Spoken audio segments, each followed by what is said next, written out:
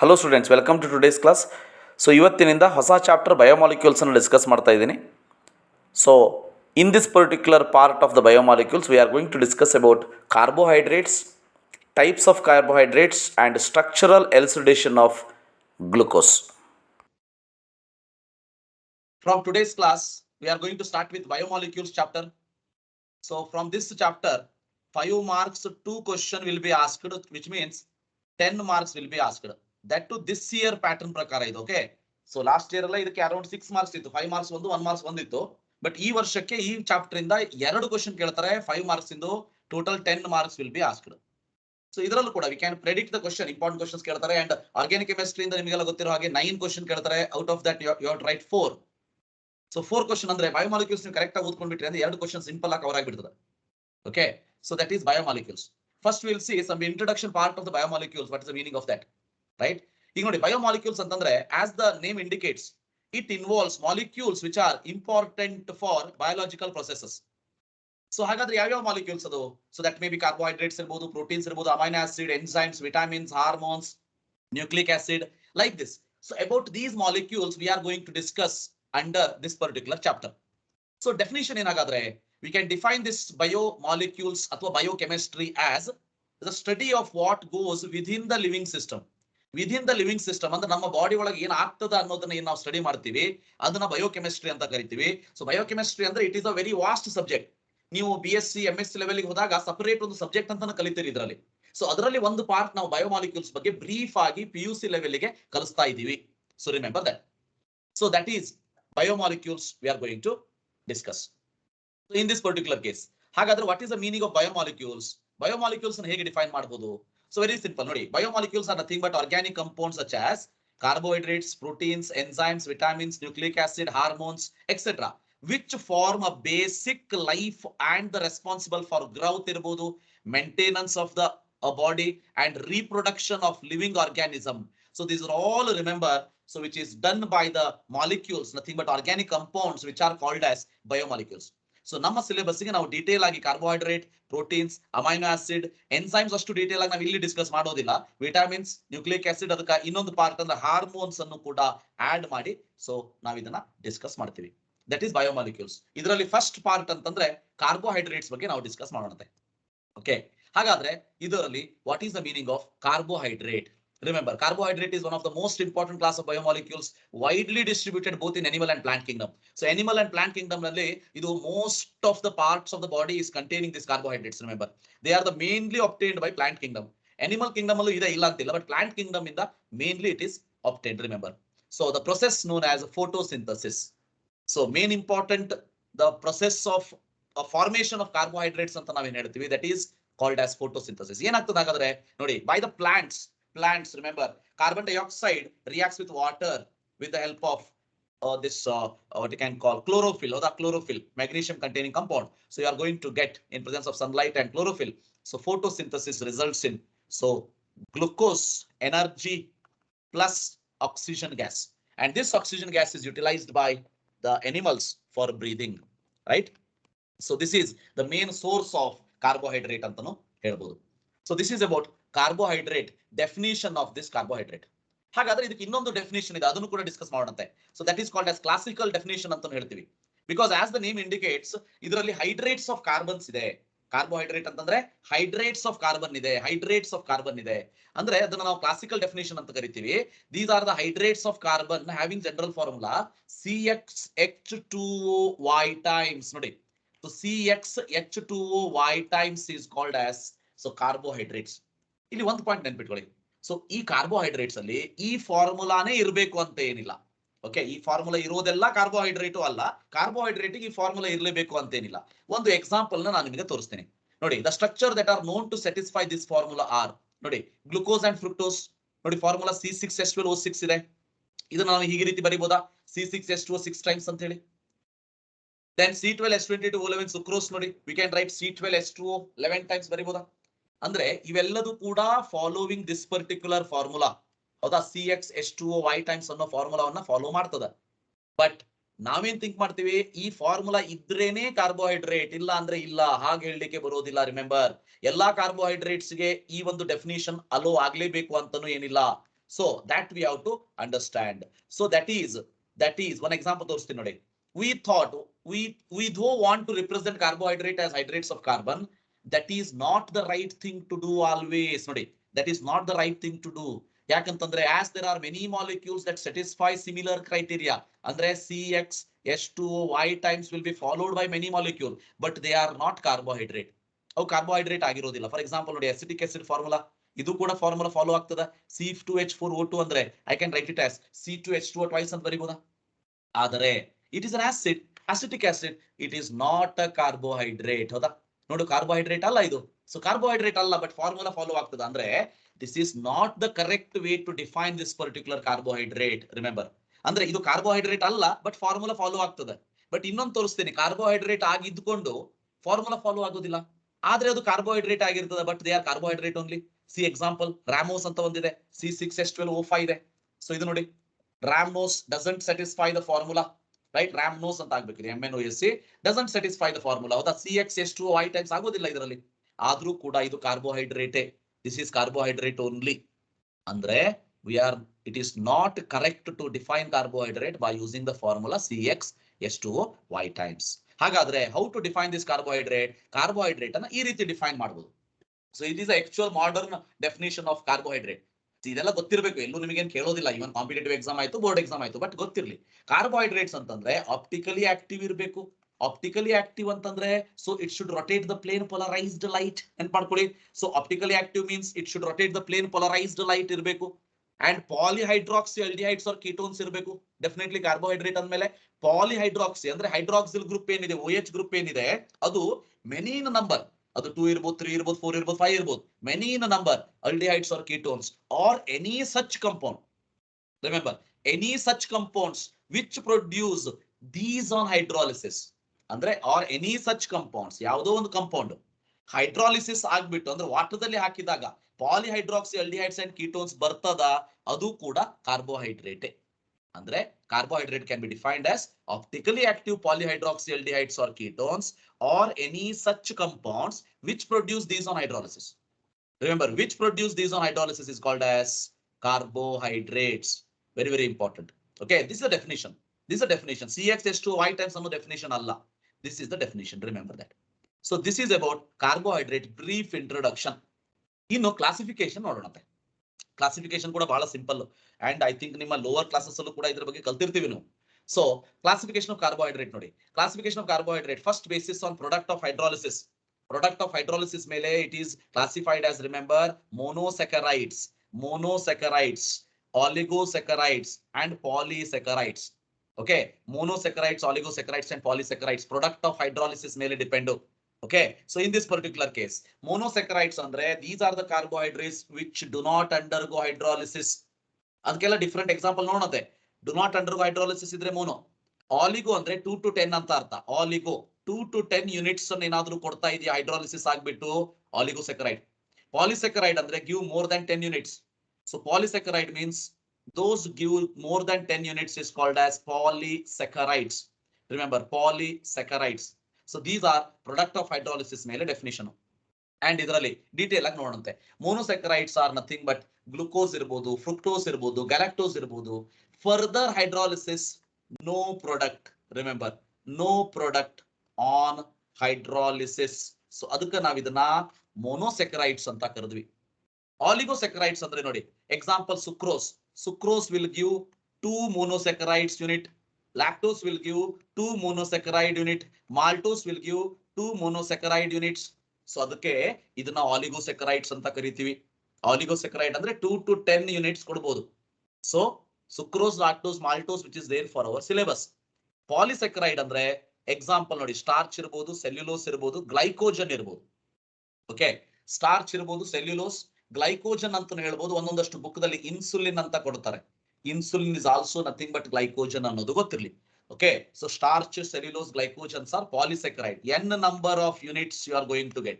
ಅದಕ್ಕೆ ನಾವು ಇದನ್ನ polysaccharides ಅಂತ ಕರಿತೀವಿ. polysaccharides ಅಂತ ಕರಿತೀವಿ.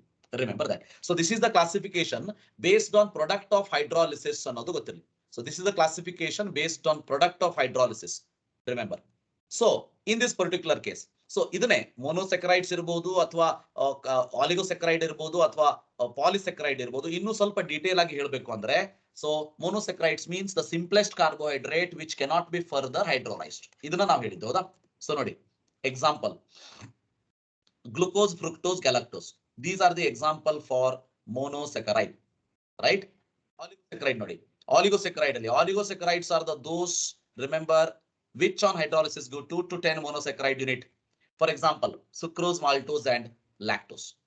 Next, so oligosaccharides are further classified as disaccharides anta helbodu if it give 2 monosaccharide unit, right? Trisaccharide 3 monosaccharide unit, so tetrasaccharide so 4 monosaccharide unit. Like this we can classify oligosaccharide like this also, remember.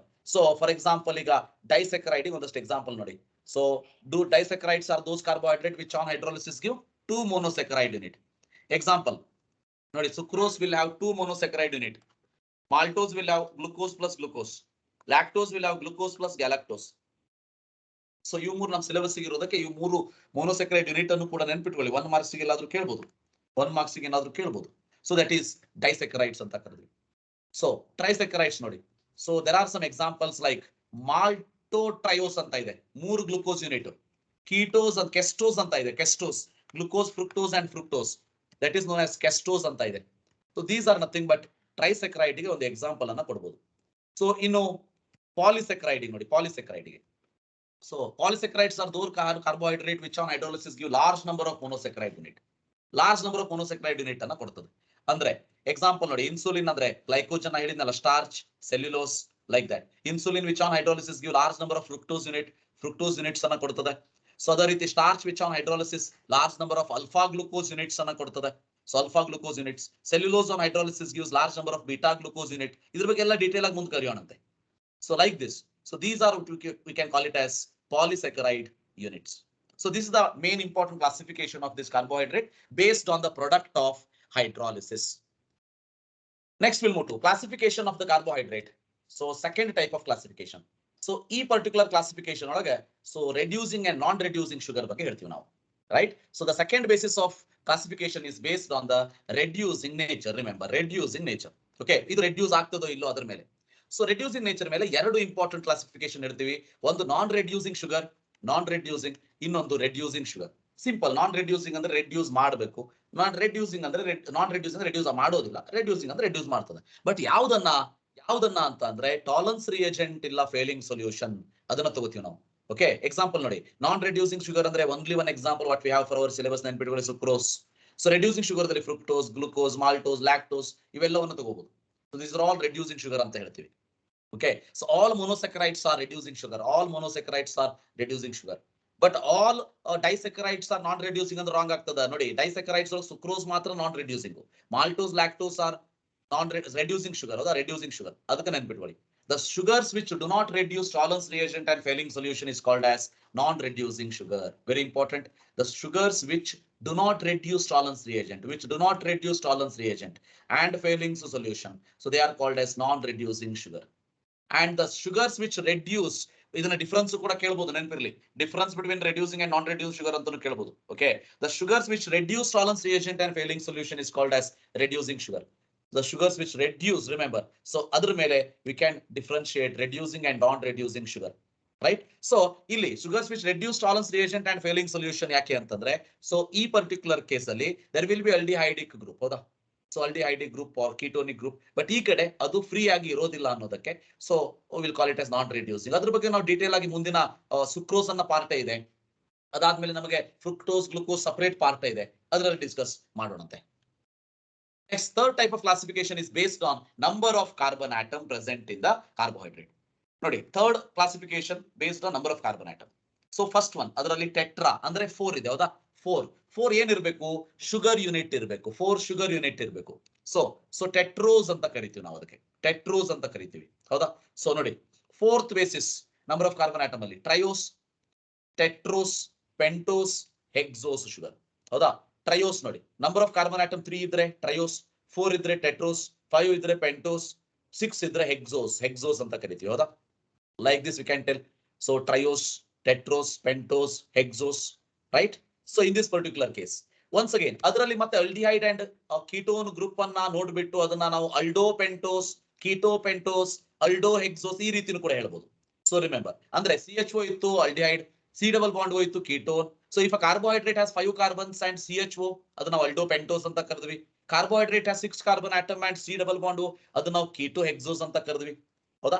ಅಂದ್ರೆ aldehyde group ಇದ್ರೆ ಅಲ್ಡೋಸ್, pentose, keto ಹೆಕ್ಸೋಸ್ ಹೀಗೆ. For example ಈಗ glucose ಅಲ್ಲಿ ನೋಡಿ carbohydrate ಇದೆ, glucose having aldehyde, so aldo hexose ಅಲ್ಲಿ ಬರ್ತದೆ ಅದು. This fructose having ketonic group, so keto hexose ಅಲ್ಲಿ ಬರ್ತದೆ ಅದು. ಸೊ ಈ ರೀತಿ ರಿಮೆಂಬರ್, ಈ ರೀತಿ we are going to get. So this is about, remember, classification of the carbohydrates. So classification of carbohydrate, ಮೂರು classification. One is product of hydrolysis ಮೇಲೆ, ಎರಡನೇದು reducing and non reducing ಮೇಲೆ, ಮೂರನೇದು so number of carbon atom ಮೇಲೆ, number of carbon atom ಮೇಲೆ, remember. So now we will study about glucose. Glucose in detail. Detail ಆಗಿ glucose ಬಗ್ಗೆ discuss ಮಾಡೋಣಂತೆ ಇದರಲ್ಲಿ. So important structural ಎಲಿಸಿಡೇಷನ್ correct ಆಗಿ ನೋಡ್ಕೊಳ್ಳಿ. ಯಾವ್ದಾದ್ರು 2 ಮಾರ್ಕ್ಸ್ ಕ್ವಶನ್ ಅನ್ನ ಸ್ಟ್ರಕ್ಚರಲ್ ಎಲಿಸಿಡೇಷನ್ ಅಲ್ಲಿ ಕೇಳಬಹುದು. ರಿಯಾಕ್ಷನ್ ಕೂಡ ನೋಡ್ಕೊಳ್ಬೇಕು, ಯಾವ ರೀತಿ ರಿಯಾಕ್ಷನ್ ಬರೀಬೇಕು ಅನ್ನೋದನ್ನ ಹೇಳ್ತೀನಿ. ಸೊ ಫಸ್ಟ್ ನೋಡಿ, ಸೊ ವಾಟ್ ಆರ್ ಗ್ಲುಕೋಸ್ ಅಂತ ಅಂದ್ರೆ, glucose are nothing but simple monosaccharide units. ಹೌದಾ? It is present in sweet fruits and honey.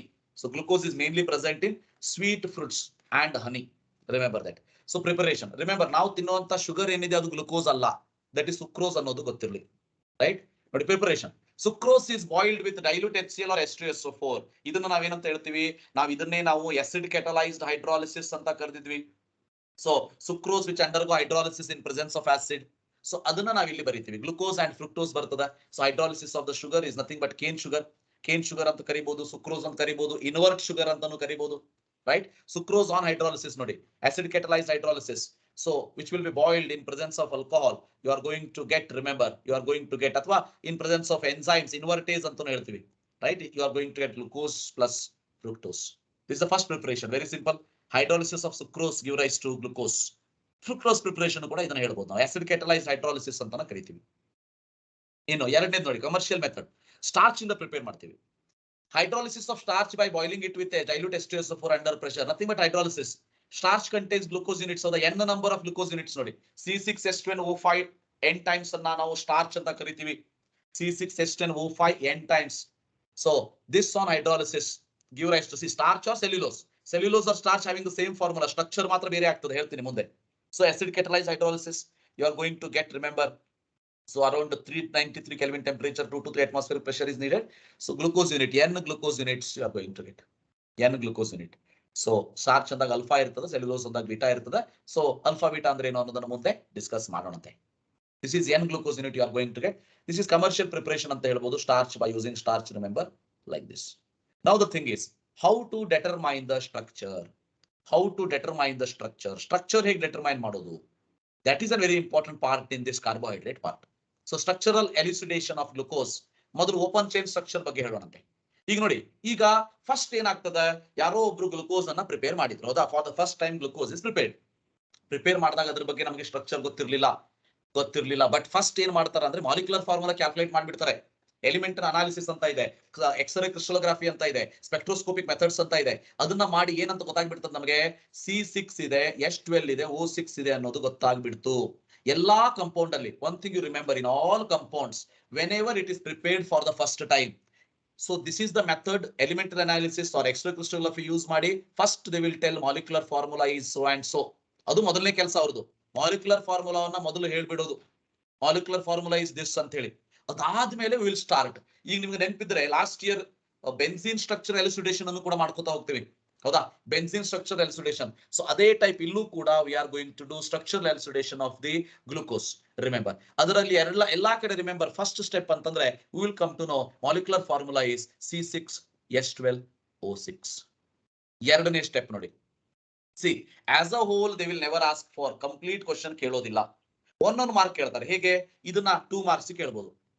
Prove that glucose having parent carbon chain with the 6 carbon atom ಅಂತ ಕೇಳ್ಬೋದು. ಅವಾಗ ಏನ್ ಮಾಡ್ಬೇಕು, when glucose is heating with HI it forms HI red phosphorus ಅಂತ ಹೇಳ್ತೀವಿ. HI red phosphorus forms N-hexane. This is the proof for 6 carbon atom present in the compound ಅಂತ ಹೇಳ್ತೀವಿ. ಹೌದಾ? ರಿಯಾಕ್ಷನ್ ಬರಿಬೇಕಾದ್ರೆ ನೋಡಿ ಗ್ಲುಕೋಸ್ ಸ್ಟ್ರಕ್ಚರ್ ನಾವು ಮುಂದೆ ತೋರಿಸ್ತೀವಿ, ಅದು ಆ ಟೈಪ್ ಬರಿಬೇಕಂತ ಏನಿಲ್ಲ, ಇಷ್ಟ ಬರೆದ್ರು ಸಾಕು. ಗ್ಲುಕೋಸ್ ಅಲ್ಲಿ ಮೇಲ್ಗಡೆ ಒಂದು CHO ಇರ್ತದ, ಸೊ ಮಿಡಲ್ CHOH ಗ್ರೂಪ್ ಇರ್ತದ 4, ಅದಾದ್ಮೇಲೆ ಕೆಳಗಡೆ ಒಂದು CH2OH ಇರ್ತದೆ. ರಿಮೆಂಬರ್. ಸೊ ಆರೋ ಮಾರ್ಕ್ ಹಾಕಿ HI ರೆಡ್ ಫಾಸ್ಫರಸ್ ಅಂತ ಬರೀರಿ, HI ರೆಡ್ ಫಾಸ್ಫರಸ್ ಅಂತ ಬರಿತೀವಿ ಜನರಲಿ, ರೆಡ್ ಫಾಸ್ಫರಸ್ ಅಂತ ಬರೀರಿ. You will get N-hexane. ನೋಡಿ N-hexane. So this is a proof for parent carbon chain which is present in the carbohydrate. Very important, simple ಹೌದಾ? ನೋಡಿ carbohydrate ಅಲ್ಲಿ ಫಸ್ಟ್ ಮಾಲಿಕ್ಯುಲರ್ ಫಾರ್ಮುಲಾ ಗೊತ್ತಾಗ್ತದೆ, ಅದಾದ್ಮೇಲೆ ಕಾರ್ಬನ್ ಚೈನ್ 6 ಕಾರ್ಬನ್ ಇದೆ ಅನ್ನೋದನ್ನ ಪ್ರೂವ್ ಮಾಡಿದ್ವಿ. N-hexane form ಆಯ್ತು. ಸ್ಟ್ರಕ್ಚರ್ ಹಿಂಗ್ ಬರೀಬೇಕು, ರಿಯಾಕ್ಷನ್ ಪ್ರಾಕ್ಟೀಸ್ ಮಾಡಿ ಇದರಲ್ಲಿ ಲಾಸ್ಟ್ ಇಯರ್ ಕೂಡ ಕೇಳಿದ್ದಿದೆ. ನಿನ್ನೆ ನಾನು ಐ ಹ್ಯಾವ್ ಸೆಂಟ್ ದಿಸ್ ಏನದು ಪ್ರೀವಿಯಸ್ ಇಯರ್ ಕ್ವಶನ್ಸ್ ಅನ್ನು ಕೂಡ ಕಳಿಸಿದ್ದೀನಿ, ನೋಡ್ಕೊಳ್ಳಿ. ಅದರಲ್ಲಿ 2021 ತನಕನೂ ಇದೆ. ಯಾಕಂದ್ರೆ ಲಾಸ್ಟ್ ಇಯರ್ ಕೊರೋನಾ ಆಗ್ಬಿಟ್ಟು ಅದರಲ್ಲಿ ಎಕ್ಸಾಮ್ ಆಗಿರ್ಲಿಲ್ಲ, ಬೋರ್ಡ್ ಎಕ್ಸಾಮ್. ಆದ್ರೆ ಒಂದು ಸಪ್ಲಿಮೆಂಟರಿ ಅಂತ ಮಾಡಿದ್ರು, ಯಾರ್ಯಾರಿಗೆ ಇಷ್ಟ ಇದೆ ಅವರು ತಮ್ಮ ಮಾರ್ಕ್ಸ್ ಅನ್ನ ಇಂಪ್ರೂವ್ ಮಾಡ್ಕೊಳ್ಳೋದಕ್ಕೆ ಬರೀಬಹುದು ಅಂತ ಹೇಳಿ, ಅದನ್ನು ಕೂಡ ಆಡ್ ಮಾಡಿ ಕೊಟ್ಟಿದ್ದೀನಿ, ನೋಡ್ಕೊಳ್ಳಿ. ಓಕೆ, ಸೊ ಅದರಲ್ಲಿ ಈ ಕ್ವಶನ್ಸ್ ಅನ್ನ ಕೇಳಿದ್ದಿದೆ. Proves that this reaction proves that carbons are connected in the straight chain. Remember, straight chain and 6 carbon atoms are present in it. Andre, this is a proof for straight chain carbon atom. Straight chain carbon atom. Remember, straight chain carbon atom. Then ಮೂರನೇದು functional group. Functional group ನೋಡಿ. Functional group ಯಾವ್ದಿದೆ ಅನ್ನೋದಕ್ಕೆ ಏನ್ ಮಾಡ್ತೀವಿ? Glucose reacts with hydroxylamine to form an oxime. ನೋಡಿ.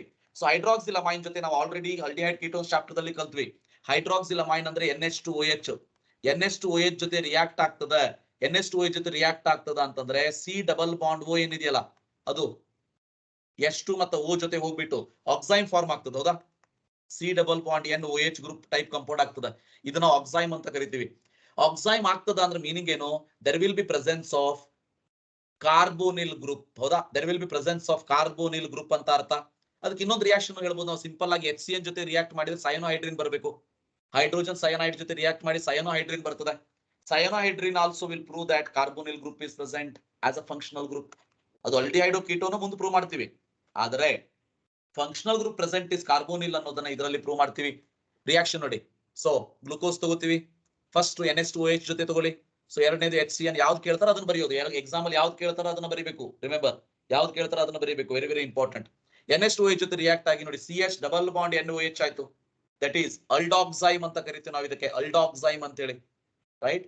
So next ನೋಡಿ ಸಯನೋಹೈಡ್ರಿನ್ formation ಆಯ್ತು, ಹೌದಾ? CNOH ಆಯ್ತು.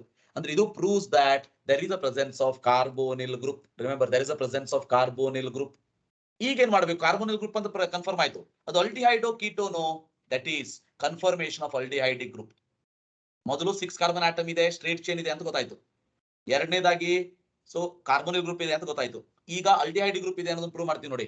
When glucose get oxidised to gluconic acid when it is treated with mild oxidising agent like bromine, water. ಬಹಳ important. Glucose get oxidised to gluconic acid ಅಂದ್ರೆ CHO ಇರೋ COH ಅಂತ ಬರೀತೀವಿ ಅಷ್ಟೇ. So ಅಲ್ಡೋನಿಕ್ acid ಅಂತ ಕರಿಬಹುದು ನಾವು ಆಲ್ಡಿಹೈಡ್ ಇದ್ದಾಗ. Bromine water is a weak oxidising agent. ಇದ್ರ ಜೊತೆ ಆಕ್ಸಿಡೈಸ್ ಆಗ್ತದ ಅಂದ್ರೆ ಗ್ಲುಕೋಸೇ ಇರಬೇಕು ಅಂತ ಅರ್ಥ. ಯಾಕಂದ್ರೆ ಬ್ರೋಮೀನ್ ವಾಟರ್ ಏನಿದೆ ಕೀಟೋನ್ ಅನ್ನು ಆಕ್ಸಿಡೈಸ್ ಮಾಡೋದಿಲ್ಲ. Ketone is not oxidised by bromine water. Correct ಆಗಿ ನೆನ್ಪಿಟ್ಕೊಳ್ಳಿ. ಬ್ರೋಮೀನ್ ವಾಟರ್ ಏನಿದೆ ಅದು ಕೀಟೋನ್ ಅನ್ನ ಆಕ್ಸಿಡೈಸ್ ಮಾಡೋದಿಲ್ಲ. Bromine water will oxidise only glucose. Hence it will prove that given compound contain glucose oxide this functional group. Remember, ಅಂದ್ರೆ glucose having aldehydic functional group ಅನ್ನೋದನ್ನ prove ಮಾಡ್ತೀವಿ. ಅಂದ್ರೆ this reaction indicates that glucose contains aldehyde group. Reaction ಹೇಗಾಗ್ತದೆ ನೋಡಿ. So glucose ಇದೆ, when it react with Br2 water mild oxidizing agent forming ನೋಡಿ CHOH, CH2OH, COOH. So gluconic acid ಅಂತ ಕರಿತೀವಿ. ಅಲ್ಡೋಸ್ ಇದ್ದಾಗ ಅಲ್ಡೋನಿಕ್ acid ಬರ್ತದೆ, ಕೀಟೋಸ್ ಇದ್ದಾಗ ಕೀಟೋನಿಕ್ ಆಸಿಡ್ ಬರ್ತದೆ. ಬಟ್ ಅವಾಗ ಏನಾಗಬೇಕು? ಬ್ರೋಮೀನ್ ವಾಟರ್ ಏನಿದೆ ಅದು ಯೂಸ್ ಮಾಡಿದ್ರೆ ಆಗೋದಿಲ್ಲ.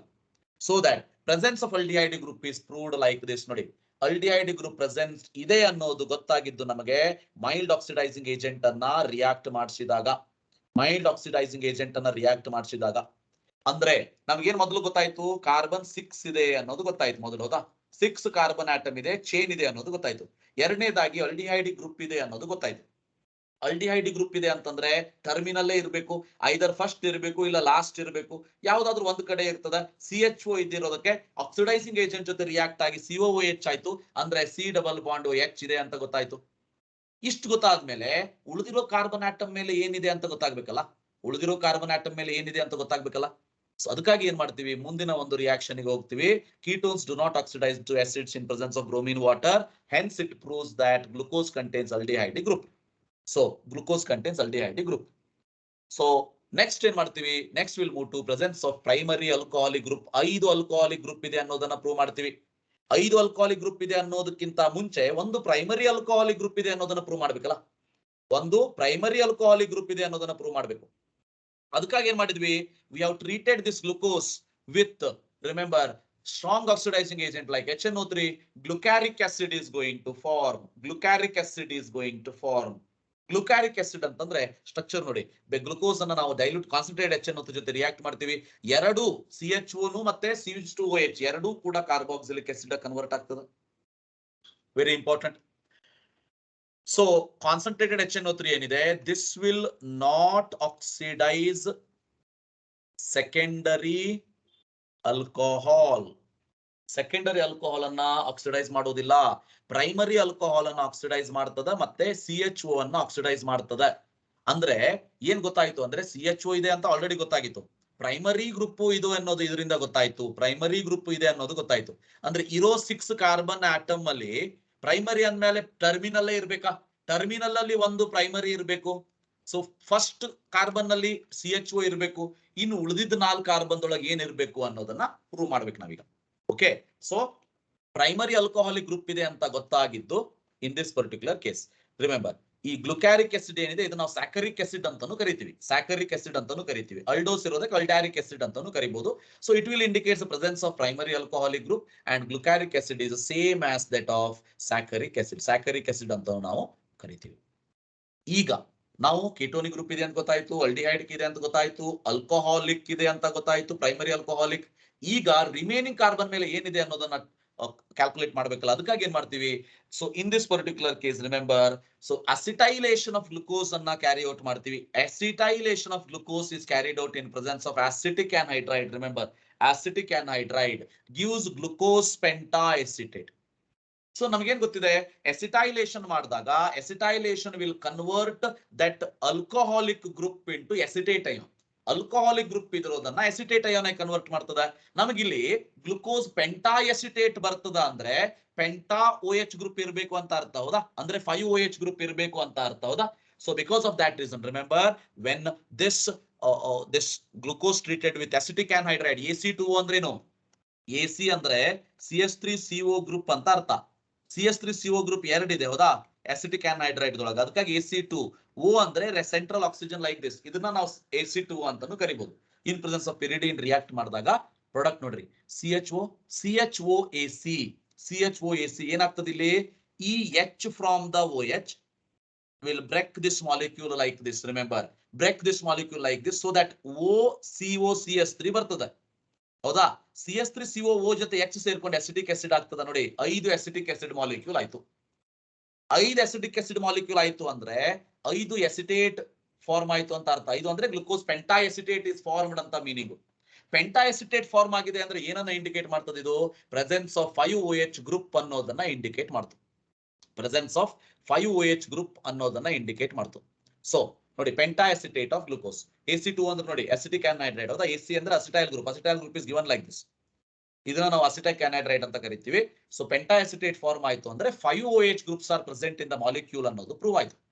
So remember, presence of 5OH group. ಇವೆಲ್ಲ ರಿಯಾಕ್ಷನ್ ನ ಕೇಳ್ತಾರೆ. ಇಲ್ಲಿ ಮೇನ್ ಇಂಪಾರ್ಟೆಂಟ್ ಅಂದ್ರೆ 5 ರಿಯಾಕ್ಷನ್. ಒಂದು N-hexane ಫಾರ್ಮೇಶನ್ ಅಂದ್ರೆ 6 ಕಾರ್ಬನ್ ಆಟಮ್ ಇಂದ ಸ್ಟ್ರೇಟ್ ಚೈನ್ ಅಂತ ಹೇಳಿ. ಎರಡನೇದು remember, reacting with this oxime formation, hydroxylamine ಅಥವಾ HCl, ಕೀಟೋನಿಕ್ ಗ್ರೂಪ್ ಇದೆ ಅನ್ನೋದು. ಮೂರನೇದು ಬ್ರೋಮಿನ್ ವಾಟರ್ ಜೊತೆ ಆಕ್ಸಿಡೈಸ್ ಮಾಡೋದು ಅಂದ್ರೆ ಅಲ್ಡಿಹೈಡ್ ಗ್ರೂಪ್ ಇದೆ ಅನ್ನೋದು. ನಾಲ್ಕನೇದು so this aldehyde, this OH group, primary OH group ಇದೆ ಅಂತ ಅನ್ನೋದು. ಗ್ಲುಕಾರಿಕ್ ಆಸಿಡ್ ಅಥವಾ ಸ್ಯಾಕ್ರಿಕ್ ಆಸಿಡ್ ಫಾರ್ಮ್ ಆಗೋದು. ಸೊ ಟೋಟಲ್ ಈಗ 5. ಫಿಫ್ತ್ ಒನ್ ಅಂತಂದ್ರೆ, ಅಂದ್ರೆ ಫಸ್ಟ್ ಒನ್ ಬಿಟ್ಬಿಡಿ ಯಾಕಂದ್ರೆ ಮಾಲಿಕ್ಯುಲರ್ ಫಾರ್ಮುಲಾ ಏನು ಕೇಳೋದಿಲ್ಲ. ಫಿಫ್ತ್ ಒನ್ ಅಂತಂದ್ರೆ ಪ್ರೆಸೆನ್ಸ್ ಆಫ್ 5OH ಗ್ರೂಪ್ ಇದೆ ಅನ್ನೋದು. ಇಷ್ಟು 5 ರಿಯಾಕ್ಷನ್ ಅನ್ನ ಪ್ರಾಕ್ಟೀಸ್ ಮಾಡಬೇಕು. ಈ 5 ಆಲ್ಕೋಹಾಲಿಕ್ ಗ್ರೂಪ್ ಇದೆ, ಒಂದು ಅಲ್ಡಿಹೈಡ್ ಗ್ರೂಪ್ ಇದೆ ಅಂತ ಅಂದ್ಮೇಲೆ all on a different carbon ಇರಲೇಬೇಕು, ಹೌದಾ? ಯಾಕಂದ್ರೆ structure is stable. All on the different carbon, structure is stable. Hence remember, 2 OH group on same carbon is unstable ಗೊತ್ತಿರ್ಲಿ. ಯಾವಾಗ್ಲೂ ಒಂದು ಕಾರ್ಬನ್ ಮೇಲೆ 2 OH ಗ್ರೂಪ್ ಇದ್ರೆ ಇಮಿಡಿಯೇಟ್ ಆಗಿ ವಾಟರ್ ಆಗಿ ಹೊರಗೆ ಹೋಗಿ ಇದು C ಡಬಲ್ ಬಾಂಡ್ ಕನ್ವರ್ಟ್ ಆಗ್ತದೆ. ಆದ್ರೆ ಸ್ಟ್ರಕ್ಚರ್ ಸ್ಟೇಬಲ್ ಇದೆ ನಮಗೆ. ಕರೆಕ್ಟ್ ಅರ್ಥ ಮಾಡ್ಕೊಳ್ಳಿ. ಲಾಜಿಕಲಿ ಗ್ಲುಕೋಸ್ ಸ್ಟ್ರಕ್ಚರ್ ಇದು ಸ್ಟೇಬಲ್. ಗ್ಲುಕೋಸ್ ಸ್ಟ್ರಕ್ಚರ್ ಸ್ಟೆಬಿಲಿಟಿ ಇದೆ ಅಂತ ಅಂದ್ಮೇಲೆ 5 ಆಲ್ಕೋಹಾಲಿಕ್ ಗ್ರೂಪ್ ಇರಬೇಕು, 1 ಅಲ್ಡಿಹೈಡಿಕ್ ಗ್ರೂಪ್ ಇರಬೇಕು, ಈಚ್ ಕಾರ್ಬನ್ ಆಟಮ್ ಮೇಲೆ ಒಂದೊಂದು ಇರಬೇಕು ಅಂತ ಅಂದ್ಮೇಲೆ we have written the structure like this. ನೋಡಿ, structure like this. So C double bond OH ಅಂದ್ರೆ aldehydic group, COH, HOH like this. ಹೌದಾ? HOH like this. So 6 carbon atom, and the last one is CH2OH. So IUPAC name we have written for the glucose as 2, 3, 4, 5, 6 pentahydroxy hexanol anta kardi. IUPAC name of the glucose we have written pentahydroxy hexanol. Remember, ನಮಗೆ ಏನು ಗೊತ್ತಾಯ್ತು ಈಗ C6H12O6 structure ಈ ರೀತಿ ಇದೆ ಅಂತ ಹೇಳಿ. Remember, ಮುಂದೆ ಗೊತ್ತಾಗ್ತದೆ. ಇದನ್ನ ಅವ್ರು ಗ್ಲುಕೋಸ್ ಅಂತ ತಿಳ್ಕೊಂಡ್ಬಿಟ್ಟಿದ್ರು. ಬಟ್ ರಿಮೆಂಬರ್, ಮುಂದೆ ಹೇಳ್ತೀವಿ ಇದ್ರೊಳಗೆ 4 ಕೈರಲ್ ಕಾರ್ಬನ್ ಆಟಮ್ ಇದೆ ನಮಗೆ. ಹೌದಾ? ಕೈರಲ್ ಅಂದ್ರೆ ಏನು? 1 carbon surrounded by 4 different groups. ಇದು ಒಂದು. ಸೊ ಯಾವಾಗ ಕೈರಲ್ ಕಾರ್ಬನ್ ಆಟಮ್ ಇದೆ, we will use one formula that is 2 to the power n ಅಂತ ಹೇಳಿ. n ಅಂದ್ರೆ ಕೈರಲ್ ಕಾರ್ಬನ್ ಅಂದ್ರೆ 16 ಸ್ಟ್ರಕ್ಚರ್ಸ್ ಪಾಸಿಬಲ್ ಫಾರ್ ದಿಸ್ ಅಂತ ಗೊತ್ತಾಯ್ತು. ಅಂದ್ರೆ 16 structure possible. Out of 16 1 is glucose. ಅದು ಮುಂದೆ ಗೊತ್ತಾಯ್ತು ಅವರಿಗೆ. Out of 16 1 structure is glucose ಅನ್ನೋದು. ಯಾಕಂದ್ರೆ ಇದ್ರೊಳಗೆ ಮತ್ತೆ ಡಿ ಗ್ಲುಕೋಸ್, ಎಲ್ ಗ್ಲುಕೋಸ್ ಬೇರೆ ಬರ್ತದೆ. ಹೌದಾ? ಇದೇ ಫ್ರುಕ್ಟೋಸ್ ಆಗ್ತದೆ. ಹೌದಾ? ಇದೇ ಗ್ಯಾಲಕ್ಟೋಸ್ ಆಗ್ತದೆ. ಸೊ ಅಂದ್ರೆ like this we have 16 structure. 16 ಅಂದ್ರೆ ಮಿನಿಮಮ್ 8 ಸ್ಟ್ರಕ್ಚರ್. 8 ಸ್ಟ್ರಕ್ಚರ್ ಅಲ್ಲಿ ಒಂದು ಮಿರರ್ ಇಮೇಜ್. ಯಾಕಂದ್ರೆ ಇವೆಲ್ಲ ಕೈರಲ್ ಕಾರ್ಬನ್ ಇದೆ ಅಂದ್ರೆ optically active compound. So mirror image ಆಗ್ತಾ ಬಂದ್ಬಿಟ್ಟು 8 into 2 16 ಸ್ಟ್ರಕ್ಚರ್ ಆಗ್ತದೆ. ಔಟ್ ಆಫ್ 16 1 is ಗ್ಲುಕೋಸ್ ಅನ್ನೋದನ್ನ ಮುಂದೆ ಸ್ಟೀರಿಯೋಕೆಮಿಸ್ಟ್ರಿ ಒಳಗೆ ಪ್ರೂವ್ ಮಾಡ್ತಾರೆ. ಆದ್ರೆ for the time being, for the first time glucose structure elucidate ಮಾಡಿದ್ದು ಹೀಗೆ. ಓಕೆ, 5 ರಿಯಾಕ್ಷನ್ ಅನ್ನ ಕರೆಕ್ಟ್ ಆಗಿ ನೆನ್ಪಿಟ್ಕೊಳ್ಳಿ. ಅದಾದ್ಮೇಲೆ structure. Each reaction can be asked for 2 marks. ಬರೀ ರೈಟ್ ದ ರಿಯಾಕ್ಷನ್ ಅಂತ ಕೇಳಿದ್ರೆ they can ask for remember 1 mark. Explain ಅಂತ ಕೇಳಿದ್ರೆ they can ask for 2 marks. Remember that. This is the structural elucidation of the glucose. DL notation of optically active isomers ಅನ್ನ discuss ಮಾಡೋಣಂತೆ. Absolute configuration ಅಂತ ಹೇಳ್ತೀವಿ. So ನಾವಿಲ್ಲಿ DL ಅಂದ್ರೆ ಇದು dextro and laevo rotatory ಅಲ್ಲ ಅನ್ನೋದನ್ನ ಪ್ರೂವ್ ಮಾಡ್ತೀವಿ. ಇಲ್ಲಿ ಕ್ಯಾಪಿಟಲ್ ಡಿ ಕ್ಯಾಪಿಟಲ್ ಎಲ್, ಇದು small D and small L ಇದ್ರೆ dextro and laevo rotatory. Dextro ಅಂತಂದ್ರೆ the plane polarise light rotating in the right direction. L ಅಂದ್ರೆ ಲಿವೋ, ಲೆಫ್ಟ್ ಡೈರೆಕ್ಷನ್. ಆದ್ರೆ D and L capital ಏನಿದೆ ಅದು ಅಲ್ಲ. ಅದನ್ನ ನಾವು ಇಲ್ಲಿ ಪ್ರೂವ್ ಮಾಡೋಣಂತೆ. ಓಕೆ, ನೋಡಿ, ಇದನ್ನ ನಾವು ಸ್ಟೀರಿಯೋಕೆಮಿಸ್ಟ್ರಿ ಅಂತ ಕರಿತೀವಿ. So Fischer is responsible for finding the exact stereochemistry of glucose. So Emil Fischer ಅನ್ನೋನು ಕಂಪ್ಲೀಟ್ ಸ್ಟಡಿ ಮಾಡ್ತಾನೆ ಈ ಒಂದು ಸ್ಟೀರಿಯೋಕೆಮಿಸ್ಟ್ರಿಯನ್ನ. ಇದರಲ್ಲಿ ಸ್ಟೀರಿಯೋಕೆಮಿಸ್ಟ್ರಿಯನ್ನ ಸ್ಟಡಿ ಮಾಡ್ತಾನೆ. So in this particular case what he told is Fischer gave the following structure. ಈ ರೀತಿ ಸ್ಟ್ರಕ್ಚರ್ ನ ಕೊಡ್ತಾನೆ. ಫಿಶರ್ ಸ್ಟ್ರಕ್ಚರ್ಸ್ ಅಂತ ಕರಿತೀವಿ ನಾವು ಇದಕ್ಕೆ. Carbon as a backbone. ಹೌದಾ? Carbon as a backbone, HOH, OHH, HOH, HOH, CS2H. So this is the structure which is given by Fisher for glucose. Remember, for glucose. ಅಂದ್ರೆ ನಾವಿಲ್ಲಿ direct ಆಗಿ ಹೇಳ್ತಾ ಇದೀವಿ, but ಇಷ್ಟು ಈಸಿಯಾಗಿ ಅವ್ನು ಹೇಳಿದ್ದಲ್ಲ. ಅದಕ್ಕೆ ಇಯರ್ಸ್ ಟುಗೆದರ್ ಅದ್ರ ಮೇಲೆ ರಿಸರ್ಚ್ ಮಾಡಿ, ಸ್ಟಡಿ ಮಾಡಿ, ಎಲ್ಲ ವರ್ಕ್ಔಟ್ ಮಾಡಿದ ಮೇಲೆ ಕೊಟ್ಟಿರುವಂತ ಸ್ಟ್ರಕ್ಚರ್ ಇದು.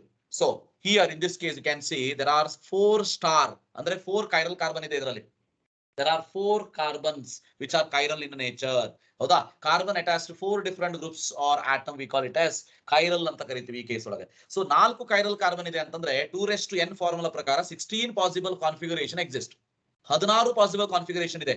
ಆ 16ರಲ್ಲಿ ರಿಮೆಂಬರ್ 1 is ಗ್ಲುಕೋಸ್, ಅದು ಡಿ ಗ್ಲುಕೋಸ್, ಇನ್ನೊಂದು ಎಲ್ ಗ್ಲುಕೋಸ್ ಅಂತ ಹೇಳ್ಬೋದು. D glucose remember. Okay, so ಹಾಗಾದ್ರೆ ಡಿ ಅಂದ್ರೆ ಏನು? ವೆರಿ ಇಂಪಾರ್ಟೆಂಟ್ ಇದು. ಇದೇ ಎಕ್ಸಾಮ್ ಏನ್ ಕೇಳೋದಿಲ್ಲ, ಬಟ್ ಆ ಮೀನಿಂಗ್ ಅಂದ್ರೆ ಅರ್ಥ ಆಗಿರ್ಬೇಕಷ್ಟೇ. D represent remember configuration not related to sign of optical rotation. Small D ಇದ್ರೆ ಮಾತ್ರ ಸೈನ್ ಪಾಸಿಟಿವ್ ಅಂದ್ರೆ ಡೆಕ್ಸ್ಟ್ರೋ. ಸೊ ಸ್ಮಾಲ್ ಎಲ್ ಇದ್ರೆ ಸೊ ಲಿವೋ. ಆದ್ರೆ ಇದು ಕ್ಯಾಪಿಟಲ್ ಡಿ ಅಂದ್ರೆ it is not related to optical rotation. ಗೊತ್ತಿರ್ಲಿ. ಇಲ್ಲಿ D and L indicates relative configuration of a particular stereoisomer. ಅಂದ್ರೆ ಪರ್ಟಿಕ್ಯುಲರ್ ಕಾರ್ಬನ್ ಆಟಮ್ ಅಲ್ಲಿ ಇರುವಂತಹ ಕಾನ್ಫಿಗರೇಷನ್ ಅನ್ನ ಇಲ್ಲಿ ಹೇಳ್ತಾ ಇದೀವಿ. That we call it as D and L isomer ಅನ್ನೋದು ಗೊತ್ತಿರಲಿ. Right? Remember that.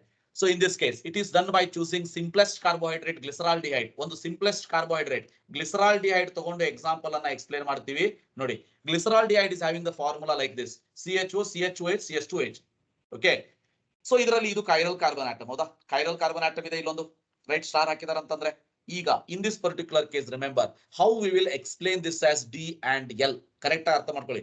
D and L ಅಂತ ಯಾವ ಒಂದು ಬೇಸಿಸ್ ಮೇಲೆ ಹೇಳ್ತೀವಿ ಅನ್ನೋದನ್ನ ಅರ್ಥ ಮಾಡ್ಕೊಳ್ಳಿ. ಇಲ್ಲಿ ನೋಡಿ, so OH group on the last but one carbon. Last but one carbon ಅಂದ್ರೆ ಈ ರೀತಿ 1 2 3 ಹೌದಾ. OH group on the last but one chiral carbon is on the right side ಹೌದಾ. We call it as D. D ಅಂದ್ರೆ right side OH group. Remember ಯಾವುದ್ರಲ್ಲಿ? Last but one chiral carbon ಅಲ್ಲಿ. L ಅಂತಂದ್ರೆ left glyceraldehyde. ನೋಡಿ, L ಅಂತಂದ್ರೆ left side. ನಿಮ್ಮ left side OH group ಇದ್ರೆ ಅದನ್ನ ಎಲ್ ಅಂತ ಕರೆದ್ವಿ. ಕರೆಕ್ಟ್ ಅರ್ಥ ಮಾಡ್ಕೊಳ್ಳಿ. In glyceraldehyde on the chiral carbon atom if OH group is present on the right side called as D glyceraldehyde. If it is present on the left side called as L glyceraldehyde. Right ಅಂದ್ರೆ D, left ಅಂದ್ರೆ L. C ಅಲ್ಲಿ small L and D ನು ಕೂಡ ಅದೇನೆ ಹೌದಾ. Small L and D ಅಂದ್ರೂ ಕೂಡ ಅದೇನೆ, there is no doubt in it. ಆದರೆ ಅದು ನಾವು ರೊಟೇಷನ್ ಮೇಲೆ ಹೇಳ್ತೀವಿ. Plane polarised light rotating in the right direction dextro, left direction levo ಅಂತ ಕರಿತೀವಿ. ಆದ್ರೆ ಇದರಲ್ಲಿ ಅದಲ್ಲ. ರಿಮೆಂಬರ್, ಇದು ಅದಲ್ಲ. ನಾವು if the carbon contains more than one asymmetric carbon ಏನ್ ಮಾಡಬೇಕು? More than one asymmetric carbon atom ಇದ್ರೆ then based on the position of substituent group on the highest asymmetric carbon. Highest asymmetric carbon ಅಂತಂದ್ರೆ numbering ಮಾಡಿದಾಗ 1 2 3 4 5 ಅಂತ ನಾ ಹೇಳಿದ್ನಲ್ಲ, last but one ಅಂತ ಹೇಳಿ. ಸೊ ಆ ಒಂದು ಅಸಿಮೆಟ್ರಿಕ್ ಕಾರ್ಬನ್ ತಗೊಂಡು ನಾವು ಕಾನ್ಫಿಗರೇಷನ್ ಅನ್ನು ಅಸೈನ್ ಮಾಡ್ತೀವಿ. That is like this. ನೋಡಿ, ಗ್ಲೂಕೋಸ್ 1 2 3 4 5 6 ಹೌದಾ. 5 6 ಅಂದಾಗ ಇದು ಹೈಯೆಸ್ಟ್ ಪಾಸಿಬಲ್ ಕೈರಲ್ ಕಾರ್ಬನ್. ಇದರಲ್ಲಿ OH group on the right side ಹೌದಾ. OH group on the right side ಇದೆ. Right, OH group on the right side ಇದೆಯಾ? OH group on the right side, hence it is called as D glucose. Remember, D glucose, very important, right? Like this. So this is Fisher structure for the glucose, D glucose ಅಂತ ಕರೀತೀವಿ, right? So remember, very important. ಮತ್ alpha beta ಬೇರೆ ಆಗ್ತದೆ, ಅದನ್ನ ಹೇಳ್ತೀನಿ ಮುಂದೆ. Alpha beta ಬೇರೆ, but D glucose ಅಂದ್ರೆ capital D, last but one chiral carbon, OH group is at the right side, is called as D. Proof of cyclic structure of glucose ಅನ್ನ discuss ಮಾಡೋಣ. Now till now what happened is Fisher ಅನ್ನೋನು, Emil Fisher ಅನ್ನೋನು ಏನ್ ಮಾಡ್ತಾನೆ? He will give the long chain structure for the glucose, that is Fisher structural formula ಅಂತ ಹೇಳ್ತಾನೆ. ಅದಾದ್ಮೇಲೆ ಇನ್ನೊಬ್ಬ ಸೈಂಟಿಸ್ಟ್ ಬರ್ತಾನೆ, ಹ್ಯಾವರ್ತ್ ಅನ್ನೋನು. ಹ್ಯಾವರ್ತ್ ಅನ್ನೋನು ಏನ್ ಮಾಡ್ತಾನೆ? ಸೈಕ್ಲಿಕ್ ಸ್ಟ್ರಕ್ಚರ್ ನ ಪ್ರಪೋಸ್ ಮಾಡ್ತಾನೆ. And he will give the proof for the cyclic structure. Glucose ಅನ್ನೋದು ಲಾಂಗ್ ಚೈನ್ ಸ್ಟ್ರಕ್ಚರ್ ದಲ್ಲಿ ಇಲ್ಲ, ಸೈಕ್ಲಿಕ್ ಸ್ಟ್ರಕ್ಚರ್ ದಲ್ಲಿ ಇದೆ ಅನ್ನೋದನ್ನ ಪ್ರೂವ್ ಮಾಡ್ತಾನೆ. ಯಾಕೆ ಅಂತಂದ್ರೆ ನೋಡಿ, failures of the straight chain structures are 1 or 2 points we are going to explain. Straight chain structure ಅನ್ನೋದು ಫೇಲ್, ಇದು ಇಲ್ಲ ಅನ್ನೋದಕ್ಕೆ ಪ್ರೂವ್ ಮಾಡೋದಕ್ಕೆ ಏನ್ ಮಾಡ್ತಾರೆ? ಗ್ಲುಕೋಸ್ ಅನ್ನ when it reacts with Schiff's base test ಅಥವಾ NaHSO3 ಎಡಿಷನ್ ಪ್ರಾಡಕ್ಟ್ ಆಗ್ತದ ಇಲ್ಲ ಅಂತ ನೋಡಿದಾಗ glucose does not show Schiff's base test or NaHSO3 sodium bisulphite addition product. Correct ಅರ್ಥ ಮಾಡ್ಕೊಳ್ಳಿ. ಸೊ ಸ್ಕಿಪ್ಸ್ ಬೇಸ್ ಟೆಸ್ಟ್ ಅಂತಂದ್ರೆ ನೀವಲ್ಲಿ 2,4-DNP ಟೆಸ್ಟ್ ಅಂತ ಹೇಳಿ ಮಾಡಿರ್ತೀವಲ್ಲ. ಸೊ 2,4-DNP ಟೆಸ್ಟ್ ಅಂತ ಮಾಡಿರ್ತೀವಿ. ಅದೇ ಟೈಪ್ ನಾವ್ ಇದನ್ನ ಟೆಸ್ಟ್ ಮಾಡಿದಾಗ ಎಡಿಷನ್ ಪ್ರಾಡಕ್ಟ್ ಫಾರ್ಮೇಶನ್ ಆಗ್ಲಿಲ್ಲ. ಎರಡನೇದು ಅಂತಂದ್ರೆ the penta acetate of glucose does not react with NH2H. Penta acetate ಏನಿತ್ತಲ್ಲ, penta acetate group, penta acetate ಇದ್ರೂ ಕೂಡ ಮೇಲ್ಗಡೆ CHO ಇತ್ತು ಹೌದಾ. CHO ಗ್ರೂಪ್ ಇತ್ತು, ಇದು NH2OH ಜೊತೆ ರಿಯಾಕ್ಟ್ ಆಗ್ಬೇಕಿತ್ತು. ರಿಯಾಕ್ಟ್ ಆಗ್ತಾ ಇಲ್ಲ. ಏನಾಯ್ತು? CHO ಗ್ರೂಪ್ ಇದೆ ಅಂತ ಪ್ರೂವ್ ಮಾಡೋದಕ್ಕೆ glucose can react with Br2 water so that we can say aldehyde group is present. ಅದು ಒಂದು ಟೆಸ್ಟ್. ಬಟ್ ಅದು ಒಂದೇ ಟೆಸ್ಟ್ ನಾವು ಒಪ್ಪೋದಿಲ್ಲ ಅಂತ ಹೇಳಿದ್ರು ಅವರು. ಏನ್ ಮಾಡಿದ್ರು? ಗ್ಲುಕೋಸ್ ಅನ್ನ ಸ್ಕಿಪ್ಸ್ ಬೇಸ್ ಇರ್ಬೋದು, NaHSO3 ಇರ್ಬೋದು, ಅದ್ರ ಜೊತೆ ರಿಯಾಕ್ಟ್ ಮಾಡಿಸಿದ್ರು. ರಿಯಾಕ್ಟ್ ಆಗ್ಲಿಲ್ಲ. ಪೆಂಟಾ ಎಸಿಟೇಟ್ ಏನಿತ್ತು ಅದನ್ನ ನಾವು NH2OH ಜೊತೆ ರಿಯಾಕ್ಟ್ ಮಾಡಿಸಿದ್ವಿ, ಆಕ್ಸೈಮ್ ಆಗ್ಲಿಲ್ಲ. ಸೊ ಇಷ್ಟೆಲ್ಲ ಆದ್ಮೇಲೆ ಏನ್ ಮಾಡಿದ್ವಿ ಅಂತಂದ್ರೆ, so both these observations indicate absence of free CHO group ಅಂತ ಹೇಳಿದ್ವಿ. we are not telling that straight chain structure is wrong. Straight chain structure ಕರೆಕ್ಟೇ. ಅದ್ರ ಜೊತೆಗೆ ಸ್ಟ್ರೇಟ್ ಚೈನ್ ಸ್ಟ್ರಕ್ಚರ್ ಜೊತೆಗೆ ಇನ್ನೊಬ್ಬ ಬಂದು ಎಕ್ಸ್ಪ್ಲೈನ್ ಮಾಡೋದು ಏನಂತಂದ್ರೆ, so it is having cyclic structure also ಅನ್ನೋದನ್ನ ಎಕ್ಸ್ಪ್ಲೈನ್ ಮಾಡ್ತದೆ. ಸೊ ಅಂದ್ರೆ ಇದಕ್ಕೆ ಇನ್ನೊಂದು ಪ್ರೂಫ್ ಅನ್ನು ಕೊಡ್ತಾರೆ ಅವರು, ನೋಡಿ. So we say that glucose has 2 crystalline form. Glucose ಅನ್ನ 2 ಕ್ರಿಸ್ಟಲೈನ್ ಫಾರ್ಮ್ ಅಲ್ಲಿ ಪ್ರೂವ್ ಮಾಡ್ತಾರೆ. ಒಂದು ಅಲ್ಫಾ ಗ್ಲುಕೋಸ್, ಇನ್ನೊಂದು beta glucose. Alpha glucose, beta glucose anna in the straight chain structure you cannot write. It is not possible to write alpha and beta glucose structure in straight chain.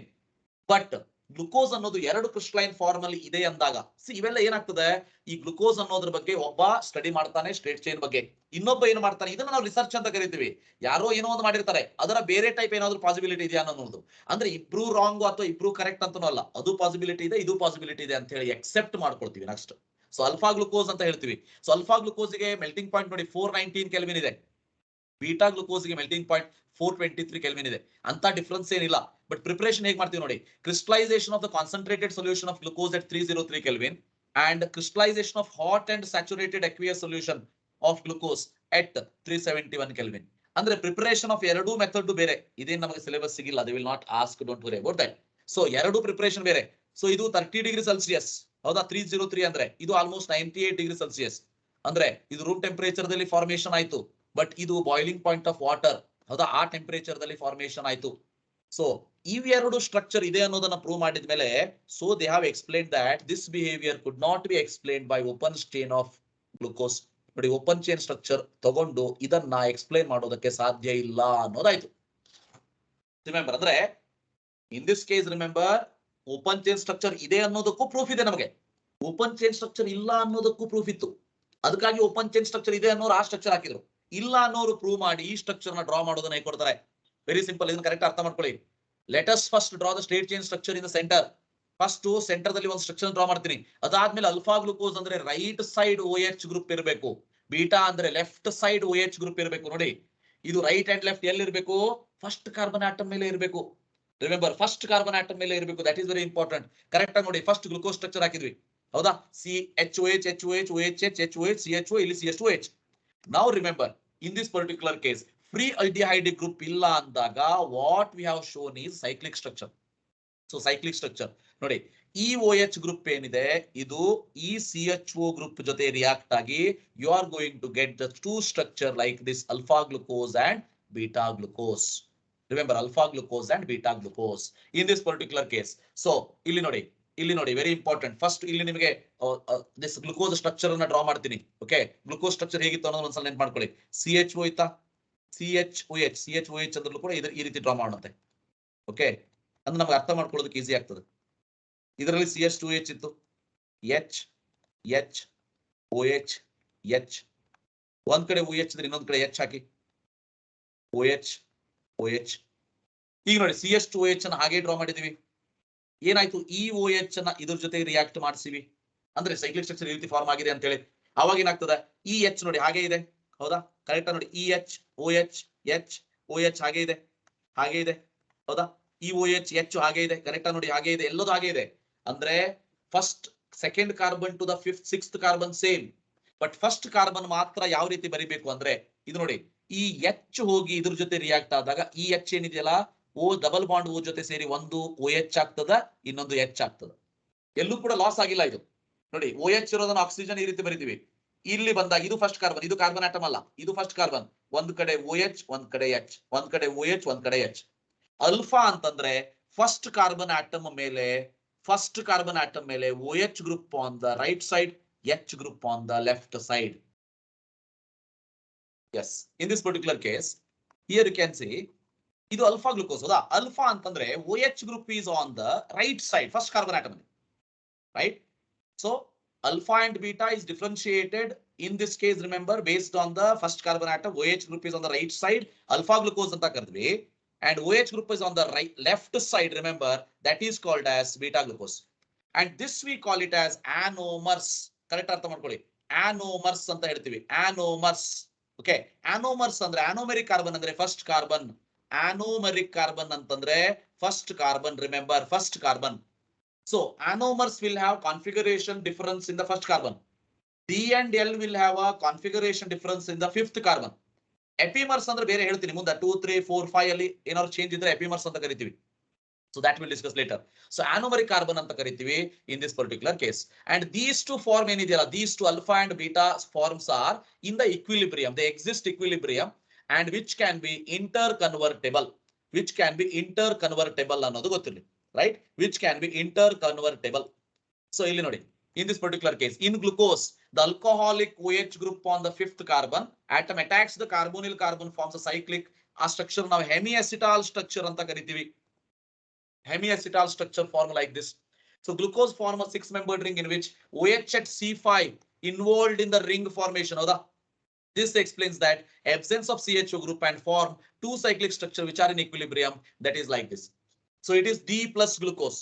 ಈ plus ಏನಿದೆ ಇದು ಡೆಕ್ಸ್ಟ್ರೋರೋಟೇಟರಿ ಅನ್ನೋದನ್ನ indicate ಮಾಡ್ತದೆ open chain structure.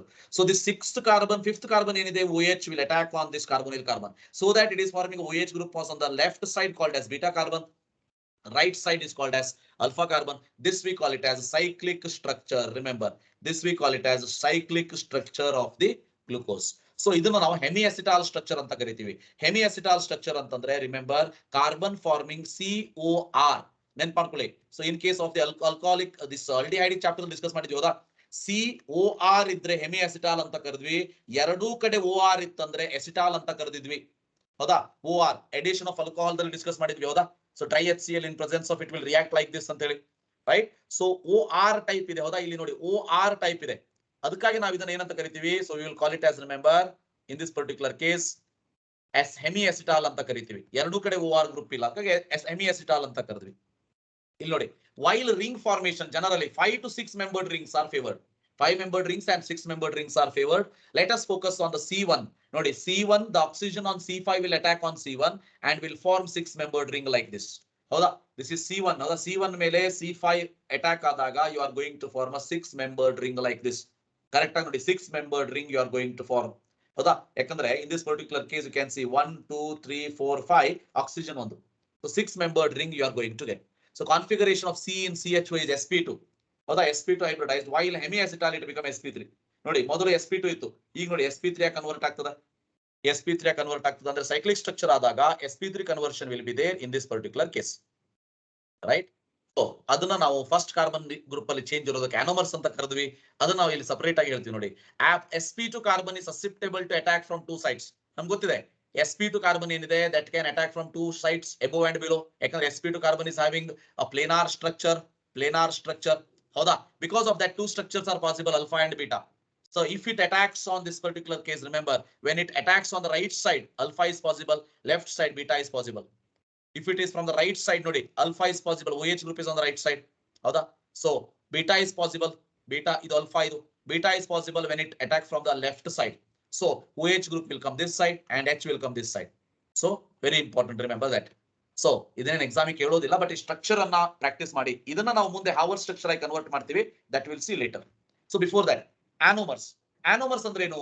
See, 2 cyclic hemiacetal forms which are differ only in the configuration of the C1 carbon is called as anomeric carbon. Remember, okay, C1 carbon ಅಂದ್ರೆ aldehyde carbon. Before cyclization in aldehyde carbon ಇತ್ತಲ್ಲ, ಅದನ್ನ ನಾವು C1 carbon ಅಂತ ಕರಿತೀವಿ ಹೌದಾ.